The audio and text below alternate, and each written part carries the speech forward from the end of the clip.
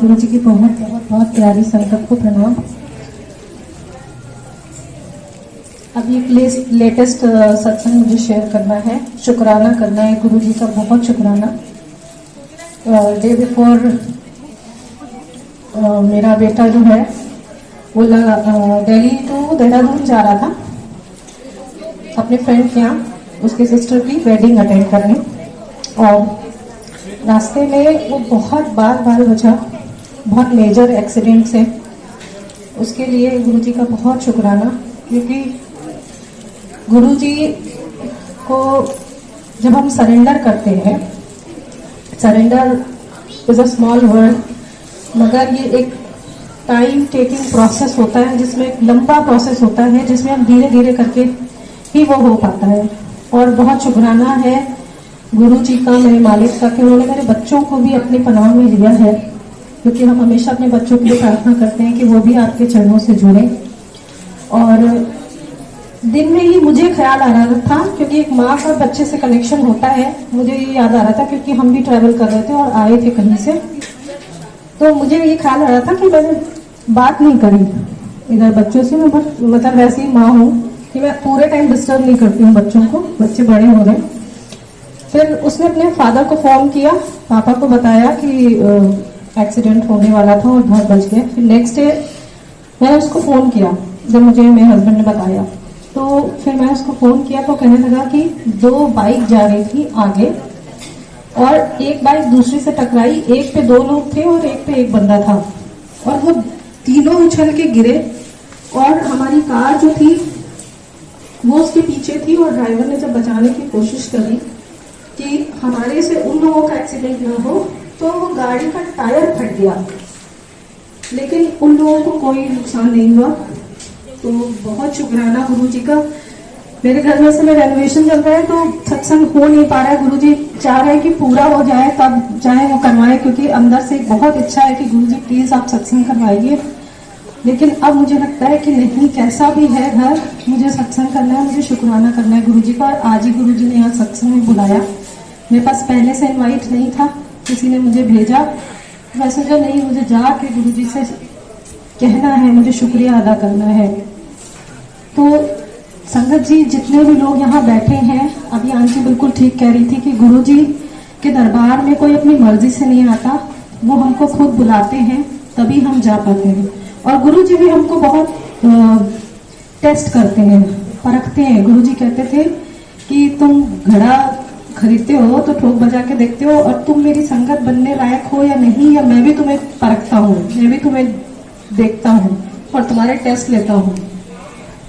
इसीलिए गुरुजी, आपने सुना होगा, लोटा ब्लेस करते थे कि कोई बहुत सख्त बीमार होता था तो लोटा ब्लेस गुरुजी देखते थे उसमें कुछ भी, और उनके पकड़ने से आज भी बड़े मंदिर में किसी को कोई क्रॉनिक डिजीज है तो जाते हैं, वहां लोटा रखवा देते हैं, जिसमें वो कहते थे आधा पानी भर दो और आधा पी लेना, रात में भर के रखना, और वो बंदा खुद उसको साफ करे, मांजे, और सुबह वो उसको आधा पिए और आधा अपने नहाने के पानी में मिला के उससे नहा ले। तो जो पुरानी संगत है, जिनको ब्लेस किया हुआ था गुरुजी ने लोटा, तो वो बताते हैं कि उनकी बीमारियां, उनके फिजिकल मेंटल एलिमेंट्स कहाँ से कहाँ चले गए, उनको पता ही नहीं चला। और ये लोटा मांझने का एक मतलब ये भी है, अर्थ है कि गुरुजी हमको बाहर से तो चमकाते हैं, जैसे गुरुजी बोलते थे सत्संग आओ तो अच्छे बन के आओ, मतलब अच्छे कपड़े पा के आओ और अच्छे से तैयार होके आओ। कभी कभी कोई आंटी को वो टोक भी देते थे, ये आंटी मतलब वो कह देते थे गुरुजी। कभी कभी तो किसी आंटी को बोला है कि नया मोबाइल ले लेना, नया चश्मा ले लो, ऐसे भी बोला है गुरुजी ने। तो इसका मतलब है वो बाहर से तो चमकाते हैं, मगर हमें अंदर से भी मांझते हैं। अंदर से जब लोटा मांझता है तो हमारा इनर जो है वो साफ हो रहा होता है। हमारे अंदर कितनी गंदगी भरी है वो हर एक बंदे को पता होता है, आई फील, क्योंकि मुझे अपनी हर एक इंसान को at the end of the day जब हम सोने जाते हैं पता होता है हमने क्या सही किया, क्या गलत किया, हमारे अंदर क्या अच्छा है, क्या गलत है। और गुरुजी जब अपने उसमें लेते हैं, हमारे सर पे हाथ रखते हैं, तो वो हमें ऊपर से और बाहर से, अंदर से बिल्कुल प्योर और साफ सुथरा बनाने की कोशिश करते हैं, क्योंकि वो कहते थे नेक बंदे बनो। गुरुजी ने कोई प्रवचन नहीं दिए, लेकिन वो एक अच्छा इंसान बनने की हमें सीख देते थे। इसीलिए एक टाइम पर गुरुजी जब फिजिकल फॉर्म में थे तो 4 लोग एक थाली में खाते थे और उनको नहीं पता होता था कि नेक्स्ट हमारे कौन है। और वही असली इंसानियत होती है जिसको हम कहते हैं बीइंग ह्यूमन। उसके ब्रांड आ गए, हम पहन लेते हैं, लेकिन हमें उसकी तमीज नहीं है कि हम अच्छे इंसान कैसे बने। अच्छा इंसान वही है जब बगल वाले को अपना भाई या बहन ही मान ले, उसको फर्क ना पड़े कि ये किस जात का है, कास्ट क्रीड कुछ मायने नहीं रखता। जब हम इस दरबार में बैठते हैं तो गुरुजी ने हमें ये सीख दी। गुरुजी, मैं अपने बेटे का ही सत्संग शेयर कर रही हूँ। जब वो पढ़ रहा था, ग्रेजुएशन कर रहा था, मुझे बहुत फिक्र होती थी बच्चे की, क्योंकि वो बाहर पढ़ रहा था और मैं मनी मन उसको लालच भी देती थी। मैं कहती थी कि वहाँ लंदन में सत्संग होते हैं, वहाँ जाया करो, तुम्हें अच्छा खाना मिलेगा, क्योंकि विदेश में बच्चों को अच्छा खाना नहीं मिलता। मैं सोचती थी अगर उसको ये लालच दूँ तो वो कभी कभी जाएगा कि उसको इंडियन खाना मिल जाएगा घर का बना हुआ, लेकिन वो जाता नहीं था, हेजिटेट करता था। तो मैं मनी मन प्रार्थना करती थी गुरुजी से रोज कि गुरुजी ये बच्चा इतना सीधा है, इसका कोई अनड्यू एडवांटेज न ले ले, कोई इसको फायदा उठा ले, या ये कैसे करेगा लाइफ में आगे, क्योंकि दुनिया की हार्श रियलिटी कुछ और होती है जब बच्चे बाहर निकलते हैं। लेकिन गुरुजी ने इतने प्यार से बच्चे को संभाला और उसको जो प्रॉब्लम है उसका भी उसको बहुत ध्यान दिया। गुरुजी ने बहुत प्यार से रखा और आज की डेट में he is into business, he owns his own company, he is looking forward for his MBA। और अभी देखिए गुरुजी ने उसको जब उसने फोन किया तो उसने खुद कहा कि मम्मा हमें गुरुजी ने बचाया। ऐसे ही मैं बता रही हूँ, मेरा छोटा बेटा है, वो ट्रैवल कर रहा था जयपुर के लिए और वो अकेला जा रहा था अपने दोस्तों के साथ। वो स्कूल में तो बच्चों का कुछ सेरेमनी जो फेयरवेल बाद में बुलाते हैं एलुमनाइज को, तो उसके लिए जा रहा था। तो मैंने उससे शर्त ये रखी थी कि अकेले फ्रेंड्स के साथ जा रहे हो मगर ड्राइवर ड्राइव करेगा। यहाँ से दिल्ली तक तो वो फ्लाइट से चले गए, लेकिन आगे उनको कार से जाना था। तो कहता है ठीक है, मेरे फ्रेंड का ड्राइवर है, वही ड्राइव करेगा। अच्छा, अब ये बात हो गई, मैं भी निश्चिंत हो गई कि वो ड्राइवर लेके ही जाएगा, इतना तो कहना बच्चे मानते हैं। फिर जब वो वापस आया तो कहने लगा मम्मा ड्राइवर नहीं था, मेरा फ्रेंड ड्राइव कर रहा था, लेकिन मैंने आपको फोन इसलिए नहीं किया कि आप परेशान होंगे। अब उसके बाद क्या होता है, जो ऊपर शेड होता है ना जिसमें मिरर लगा होता है, तो जैसे ही उसके फ्रेंड ने वो शेड नीचे किया, वहां पर गुरुजी का स्वरूप लगा हुआ था।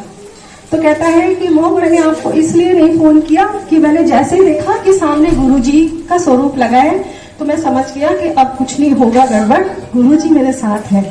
और देखिए किस तरीके से उसे नहीं पता था कि वो उसका फ्रेंड भी गुरु संगत है और उसकी गाड़ी में गुरुजी का स्वरूप लगा है। ड्राइवर नहीं है लेकिन गुरुजी ड्राइव कर रहे थे और बच्चों के साथ थे। तो जब हम गुरुजी को साथ लेके चलते हैं, हम गुरुजी से कहते हैं कि हमें अपने चरणों में रखिए, जैसा भी है, अच्छा है बुरा है, सब आपके चरण में, आप जो चाहो वो हमारा करो। जैसे एक वाइफ होती है ना, वो हस्बैंड को पूरी तरह से समर्पित होती है, कहती है चाहे जैसे रखो, जैसे खिलाओ पिलाओ पहनाओ ओढ़ाओ, वो तुम्हारी पत्नी है। वैसे ही गुरुजी के भी कुछ शब्द आपने सुने होंगे, उसमें कहते हैं ना वो पूरे दुनिया के खसम, वो सबके मालिक है। तो वो जब हम उनको थोड़ा सा स्पेस देंगे तभी तो वो हमारी देख रेख करेंगे, हमारा ध्यान रखेंगे। हम अपने इफ एंड बट्स लगाए रहेंगे, हम अपने डाउट्स लगाए रहेंगे। एक चीज अच्छी हुई तो बहुत अच्छा, वाह वाह गुरुजी, और नहीं अच्छा हुआ तो उसके बाद हम कहते हैं कि ये चीज नहीं अच्छी हुई, हम अपना डाउट वो करने लगते हैं। एक आर्किटेक्ट है, एक और सत्संग शेयर कर रही हूँ, इसी ट्रस्ट के संदर्भ में है। उस आर्किटेक्ट से मिली, वो क्रिश्चियन अभी भी है और वो 5 साल तक बराबर बड़े मंदिर जाता रहा और वो उसको बच्चे नहीं थे और वो ब्लेसिंग चाहता था गुरुजी की, लेकिन बच्चे नहीं हुए। और उसके बाद में जब कोई इशू नहीं हुआ, एक बार जब मैं तो 2019 में जुड़ी गुरुजी से, तो जब मैं मिली तो मैंने कहा हम तो गुरुजी को मानते हैं। तो कहता है मैंने जाना बंद कर दिया, और उसका फेक नहीं था। मैंने उसका फोन का स्क्रीन देखा था, क्योंकि दिख जाता है जब लाइट ऑन होती है, तो उसमें दूसरी पिक्चर थी और उसका फेक, मगर वो शायद गुरुजी को जान नहीं पाया या उन्होंने पुराने सत्संग नहीं सुने। आप लोगों ने सुना होगा गुरुजी ने अपने प्रोफेसर की वाइफ को ब्लेस किया था और जबरदस्ती जब वो पीछे पड़ गई थी, क्योंकि गुरुजी कहते थे कि रब से कोई चीज जबरदस्ती ना मांगो, उनको देना पड़ता है, लेकिन जरूरी नहीं वो तुम्हारे लिए अच्छा है। और जब प्रोफेसर की वाइफ ने जबरदस्ती गुरुजी का हाथ पकड़ के बैठा लिया था कि मुझे एक बच्चा, मुझे बायोलॉजिकल चाइल्ड चाहिए प्रोफेसर का और मेरा, तो गुरुजी ने कहा कि मैं तुम्हारा बच्चे जैसा ही हूँ, मैं आपके घर में रहता हूँ। कहती नहीं। तो फिर गुरुजी ने उनको ब्लेस किया। फिर बाद में जब प्रोफेसर साहब आए तो उन्होंने बोला, प्रोफेसर साहब को अलग रूम में लेके गए, कहने लगे आज आपकी वाइफ ने मुझसे जबरदस्ती ब्लेसिंग ली है, लेकिन 10 साल बाद ये बच्चा होगा, मगर 10 साल बाद जब इसका बर्थडे हो रहा होगा और कौन सा उन्होंने शब्द भी बताया गुरुजी ने, ये चल रहा होगा और गुरु ग्रंथ साहिब का पाठ होगा, उसके बाद वो दूध, जो प्रसाद का दूध होता है वो पी रहा होगा और वो चला जाएगा। और एग्जैक्टली वैसा ही हुआ। प्रोफेसर साहब को पता था 10 साल बाद क्या होने वाला है। तो एग्जाम्पल इसीलिए दिया कि गुरुजी से हम, जो गुरुजी कहते थे कि सच्ची चीज कोई नहीं मांगता, हम गुरुजी को भी मांगे, उनकी भक्ति मांगे बस। बाकी we will take care of every single thing, चाहे वो मटीरियलिस्टिक हो या स्पिरिचुअल हमारी जर्नी हो, वो सबका ध्यान रखेंगे। थैंक यू गुरुजी, शुक्राना गुरुजी।